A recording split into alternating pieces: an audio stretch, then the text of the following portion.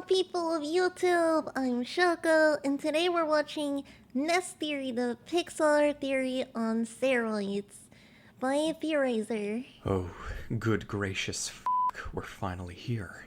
2 years ago, I officially put the cap on my infamous 13-part, 3-hour-long Pixar Family Tree Timeline Shared Universe dissertation. Near the very end, I claimed I had plans to weave my way through a multiversal interchange of sorts and dissect the next of Pixar's shared universes. I claimed Monsters, Inc. would be critical, and I was not lying.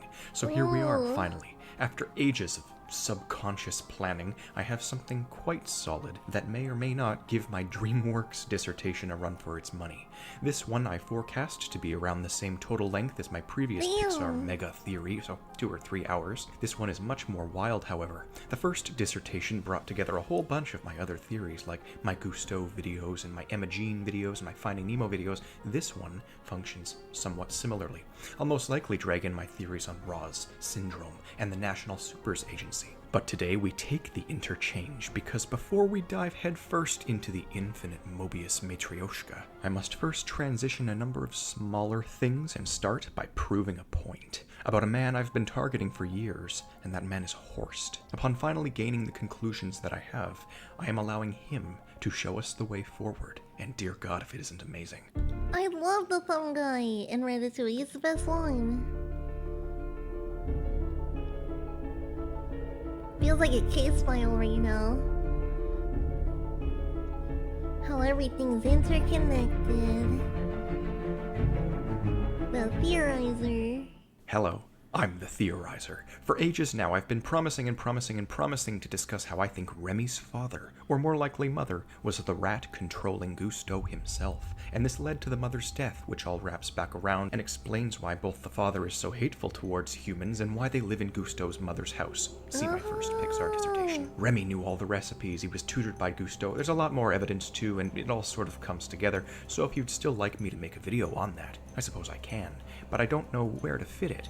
This was a problem for me, so I decided that I'd bridge the gap between these two collective theories in another way, using my backup plan, which is Horst. Horst is the mysterious, aggressive sous chef in Ratatouille, and he seems to have some mysterious backstory. He has been arrested in the past, but whenever people ask him what for, he seems to change his story. He gives no less than 4 reasons in one movie.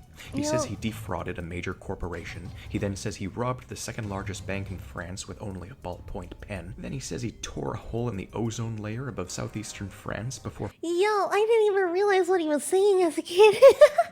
I didn't realize that. Feels like I'm watching Wendigo. Yeah, it feels like a case file, murder or something. I don't pass out twice and you still go in here.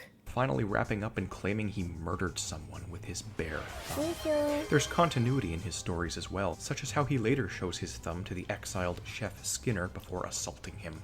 I have great reason to believe that Horst has neither lied nor exaggerated a single story he has given out. I have reason to believe he has in fact done all 4 of these things, and it sounds like quite a life, right? Yes, because he single-thumbedly destroyed something critical. Here's where things get interesting. Throughout nearly all of Pixar's films, there is a notorious corporation known as B&L, which has been theorized on almost to death, as it is essentially responsible for a lot of the mystery of Pixar. It's mainly focused on in WALL-E, where they are the company that dominated the world and was responsible for the AI uprising and spaceships. B&L is short for by and large, and I used them to prove a point in my first Pixar dissertation as well. You see, anytime you see a shady corporation in these films, B&L tends to be responsible in one way or another. The only faces we really get to see would probably be the men in suits from Up, assuming they do have ties back into this. It's funny, another theory I've wanted to make for around 5 years now is on the matter of Russell's dad. I pondered over a number of characters, and this man in the suit near Carl's house fit best in every possible way, but I noticed others had talked about this elsewhere, so I never really wanted to make a dedicated video on it. Either way, I do believe B&L is responsible here as well, considering their constant attempts at world domination. I'm just saying this so I can give a face to the name for the time being and make it easier for now, because if you haven't realized what I'm getting at yet, well, it's that B&L has a very obvious tie to all of Horst's stories, and I don't know if a single person has connected this yet. He claims he robbed a bank and defrauded a major corporation, and this all sounds very BNL-ish to me, considering they're the primary corporation in Pixar films and they're all about money. What comes next helps even more. He claims he tore a hole in the ozone layer above Avignon. This should sound frighteningly familiar to you, considering BNL is almost solely remembered in these films for being the one who annihilated Earth's atmosphere and then left it altogether. Horst finishes by claiming he killed a man with his bare thumb. I have reason to believe all these stories are connected to BNL. Major corporation, money, ozone layer, murder. My final connection is the biggest one of all. Isn't it then the connection of Wall-E and how that correlates with all that? But I don't understand. How would they be able to break the ozone layer? Oh, I was thinking about Horst and his job as a chef. Well, assassin, but also chef. And I was thinking about what sorts of things that could tie back into, particularly within the other 4 franchises in the first dissertation. And then it sort of all hit me at once. BNL owns everything, including the batteries in the toy Buzz Lightyear. They are fixated on space travel, and I'll elaborate on this later, but I have great reason to believe that BNL owns the Pizza Planet chain and the Buzz Lightyear chain. They are prepping the world for space travel. Horst saw this in the restaurant business, and he killed their CEO, Russell's dad, with his bare thumb. You may think this is a leap, but all I ask is that you give me time, in later videos too, to prove all this, because I'm not even close to done. And it's a mess right now, obviously. I wonder how it led to them sending people into space and then just having them sit on chairs and do nothing.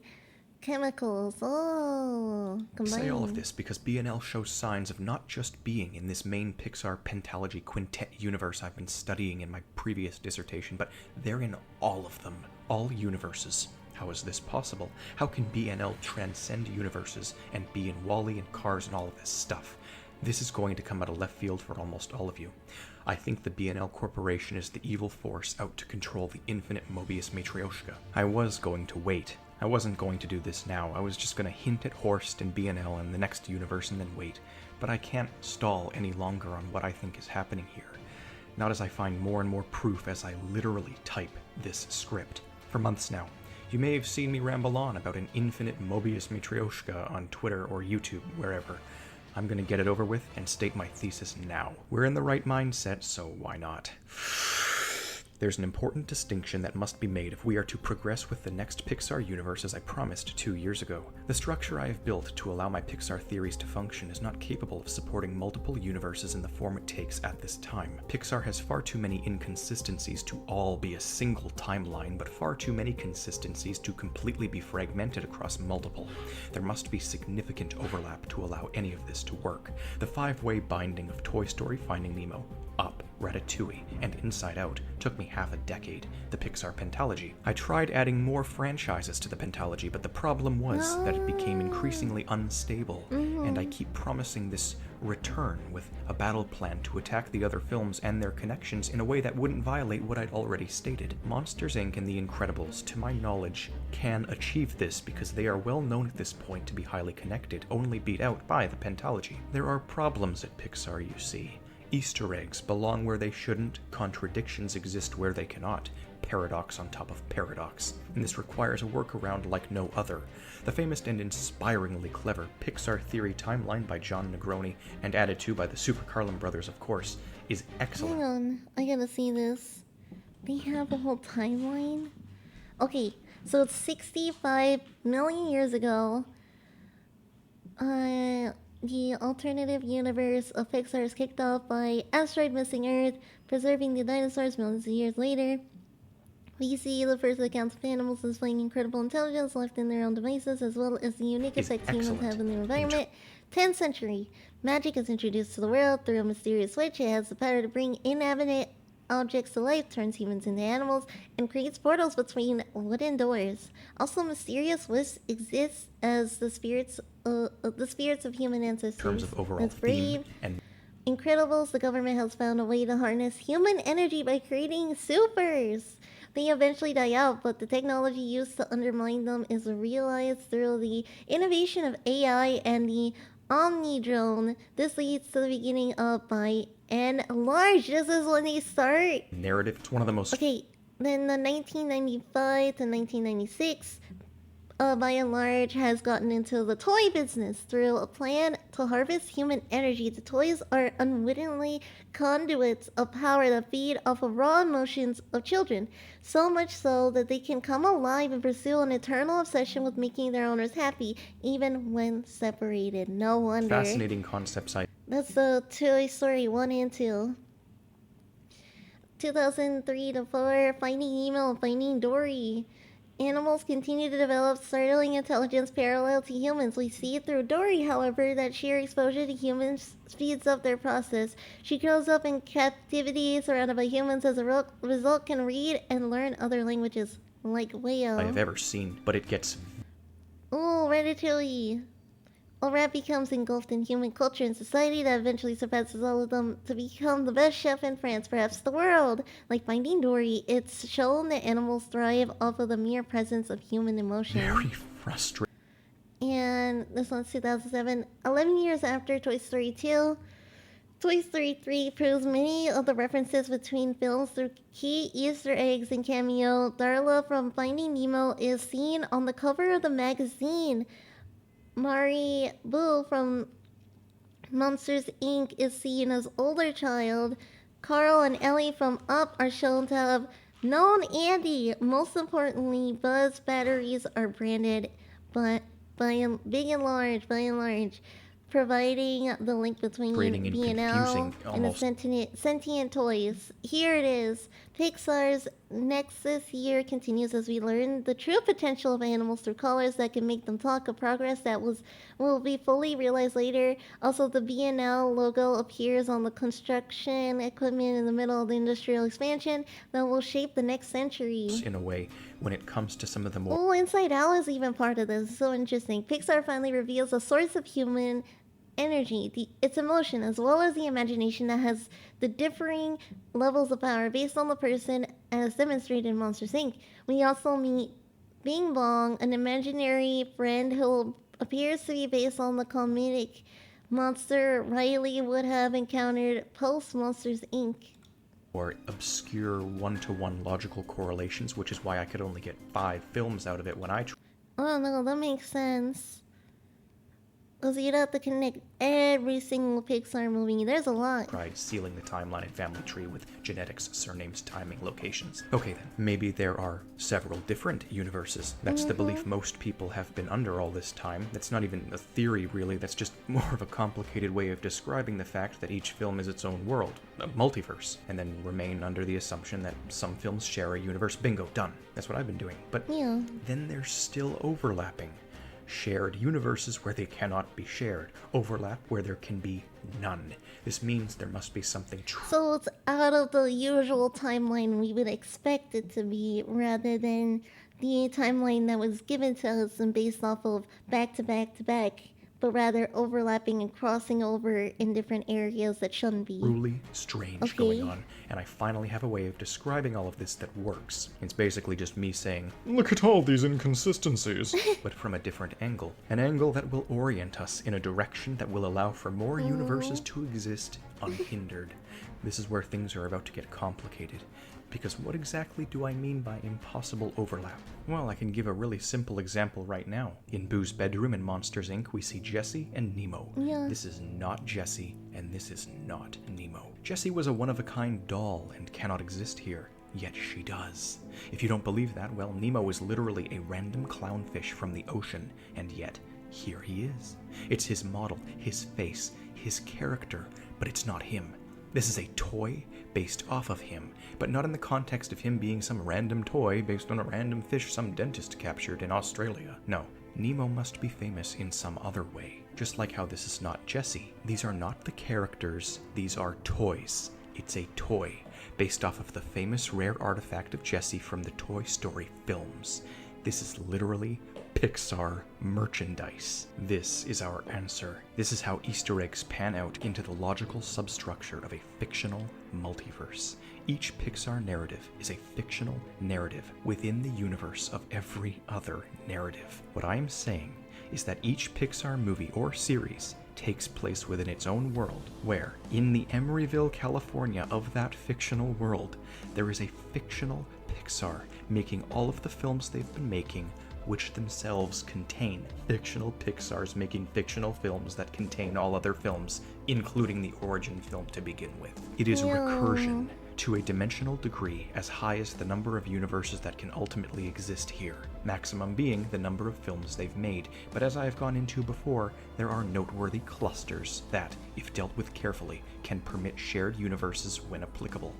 This is a recursive, fictional stack with many tangents in all sorts of directions. It is Inception gone rogue. It is metafiction gone rogue. It is a Russian nesting doll, a matryoshka, a self-containing, paradoxical multiverse with haywire tangents strewn throughout. The two universes of most critical importance are the pentalogy and the duology I have hinted at. For now, this duology Pixar is its own grandpa. I assume so at this point. It's grandfathering universe in. contains only Monsters, Inc. and The Incredibles to my knowledge. These two universes, the pentalogy and the duology, are locked in the harshest, most aggressive dual recursion in the whole system, and I aptly refer to their link as an infinite Mobius matryoshka. Up until this point, I've represented these two universes as the shadow of a tesseract, because it illustrates the point quite well, and how this sort of meta-structure could likely exist with remarkable ease in higher dimensions. I think it's easier to illustrate, but honestly, I need a 3D modeler to get it right because it's kind of hard to illustrate a Mobius strip on paper.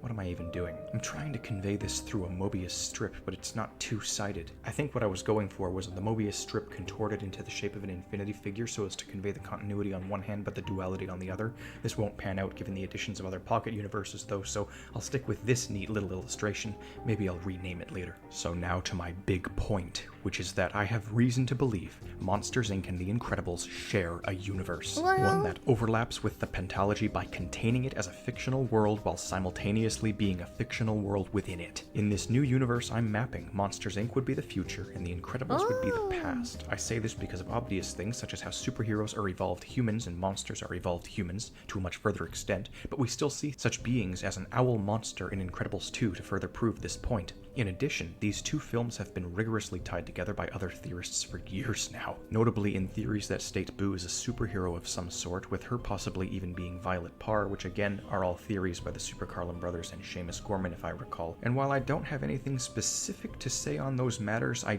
do think Boo is a superhero, which is why Randall was so desperate for her, and why he'd likely already tested on her dozens of other times like the energy ball she is, as she somehow knew exactly how to open the secret entrance. She also obviously disappears and reappears at will, and I tend to stay away from these other theories aside from thumbnails or brief skip-throughs, but I assume this is the sort of thing that was discussed in them. There's also a ton of bonus disc evidence nobody seems to talk about that implies Monsters, Inc. to be in the far future, beyond the idea that it was poetic for the famous Pixar theory, but I'll go into that infamous bonus disc in a later, equally crucial video. The point is, simply, that I believe The Incredibles is the past and Monsters, Inc. is the future of the same timeline. This timeline is in a paradox with another timeline, the pentalogy. The paradox is not of a temporal nature, but of a metafictional one. Each one contains the other one ad infinitum. Now that we've established the major point, we must loop back around to the initial mind blow. What was my theory? Oh yeah. That is insane, but at least we now have a connection between all the universes rather than it being linear and then there being a break between them. I can definitely understand there's that connection, but it's so interesting to think Monsters, Inc. is the future, Incredibles is the past, but it kind of makes sense with the technology, things that were upgrading, things that were changing. Yeah. BNL's role in all of this. As I said, I think their goal is to dominate the multiverse on every single level they can fathom. Logic would dictate that the Pixar short films are the truly smaller sub-nodes, and ubiquitous Easter eggs such as A113 and the Pizza Planet truck are the connective tissue of this Russian nest, as it were. Harkening back to the first dissertation, some Easter eggs are more irrefutable than others. Riley being in the Marine Life Institute, bulletproof. Emma Jean postcard, solid. Darla being on the cover of Molly's magazine, flimsy but doable. But Nemo in Boo's bedroom, absolutely f***ing impossible. Enter the Matryoshka. To my knowledge, every film has a Pizza Planet truck and A113 as Easter eggs. This is well known, except for these two. Many people have searched, but it's always slightly off, not quite there. No truck in The Incredibles and no code in Monsters, Inc. There's importance. I have come to the ultimate conclusion that this corporation plans to unite the infinite Mobius Matryoshka using Easter eggs. I'm not sure if they know this, but that would be catastrophic, like the collision of two black holes. I was tentative with this at first. I mean, it's just a really complicated way of describing what's already happening, but it's still quite meta. That was until I started writing this and I remembered the bombshell of unimaginable legitimization of my claims. I swear, I have no idea how this keeps happening, but it does. It just dawned on me that Pixar has been planning a meta film for quite some time now, one that not only is directly in line with this metafictional premise, but the BNL evidence as well. Pixar is planning to release a complicated movie known as Lightyear, which is, I swear to God. Wait, but I heard this movie wasn't that great. I heard a lot of people say meh. I haven't watched it though. A film within a film about outer space centered around the toys the film merchandises. This is beat for beat my entire premise. Why does this keep happening to me? I can only keep it in for so long. What the f***? It's literally a film that takes place within the Toy Story universe, and it's the movie that the Buzz Lightyear toy was based on, which as we know has ties back to BNL. It was even as complicated for them to explain this when they announced it. My theory is that BNL is releasing this film as outer space propaganda to prepare the multiverse for their ascension in WALL-E, and this means that all of the fictional Pixars are controlled by BNL as they plan to unite the multiverse using Easter eggs. The fictional Pixar is BNL. Horst caught wind of everything and killed their CEO, which only sped up their plans for domination of the space-time nest. Funny enough, the Toy Story films already have Russian nesting dolls in them to begin with. Whoa. Foreshadowing gone awry yet again. At this point, I'm straight up gonna say that Joe Gardner wrote the jazzy score for Monsters, Inc. Alright, so these details are fuzzy, but give me time. In this meantime, we need to set up the rest of the second dissertation. Obviously, it's much more wild in premise than a mere family tree timeline, but fortunately it's not nearly as difficult as it sounds. We simply have to keep establishing the Monsters, Inc. Incredibles shared duology universe, and simultaneously keep it within the boundaries of this whole multiversal structure. Just like last time, old theories will be incorporated in, filling out the runtime and keeping things interesting while giving you access to every single detail I've ever pondered. We're going to start with the Incredibles because there's a lot going on. Theorizer editing here. I just realized Jack Bib. Oh my goodness! It kind of gives me chills. But on there, and I feel like BNL has ties to their government. With that in mind, following this video, the playlist I will soon link will contain my theory trilogy on Syndrome and in this video, Syndrome for 1, Syndrome for 2, Syndrome for 3. his backstory and his plans. I want to keep Monsters, Inc. in your mind, so then it'll jump over to my trilogy of theories on Roz and Mr. Waternoose because they too are shady. Keeping fresh again, we'll hop back to the Incredibles, and you'll be seeing a couple theories I made in 2019 that you might have missed when I released them. They were quite interesting. Basically, it's a theory on the government in Incredibles 2, and then a theory on the government in Incredibles 1. We needed the sequel to solve the first film, and I did that a while ago. Now here's where things get interesting because we'll be done incorporating old theories at this point. So here's where I'll be uploading my ever-teased Baby Smitty theory, and maybe finally that theory on Edna Mode I've been wanting to do for a while. Once we're done with that, the time will come to sort the logic like we did in the first dissertation. Remember? Sorting genetics, timing, locations, that sort of thing. Once we've sorted the duology timeline, then will come the overlap theories and how it all ties back through the multiverse into the first dissertation. We good? Good. In the meantime, I gotta get back to Mort and Katie. Now those theories are the craziest. If you don't know, Mort is the Grim Reaper, and Katie infiltrates other universes to eat them. You know, I've been looking in Boo's bedroom for clues, and...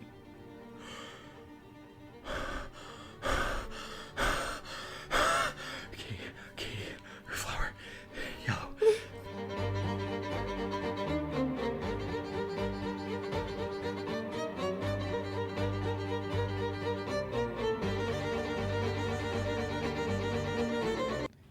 Let me see. Blue Sky Studios was a subsidiary 20th Century Animation until acquisition by Disney. No more the expensive man-eater. Yeah. No, that one I can't prove. Oh, I love how intense it is always. But it always gives me chills and makes me think, oh, damn. That's crazy. Delving so deep into the theory of Pixar and Disney stuff. Crazy stuff. I hope you guys enjoyed the video as much as I did. Like, comment, share, subscribe, and we'll see each other next time. Bye-bye.